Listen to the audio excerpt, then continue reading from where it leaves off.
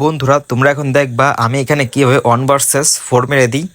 তো ইতিমধ্যে দেখতে পাচ্ছ আমার সবগুলো টিমমেট কিন্তু নাই, আমি একাই আছি। তো এখানে এসে এটাকে ডাউন করে দিই, তারপর দ্বিতীয় নাম্বার এনিমিটাকে আমি ডাউন করে দিই।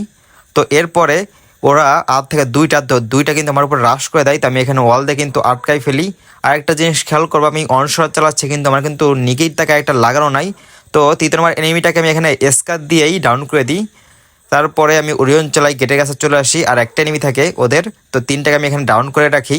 এটা কিল আমি কনফার্মও করে নিই। তো নিচে দেখি ওই লাস্ট এনিমিটা এখান থেকে চলে যাচ্ছে। তো আমি কিন্তু ওটাকে দাবড়াচ্ছি, কারণ ও যাচ্ছে ওর টিমমেটদের রিভাইভ করতে বা ওখান থেকে চলে যেতে। পরে এখানে আমি এখানে এসে কিন্তু ধাবাধাপ দুইটা অনশটের শট লাগাই দিই। তো আমি নিকিতা ছাড়া অনশট কেমন চালালাম এটা তোমরা অবশ্যই কমেন্ট করে কিন্তু বলবা।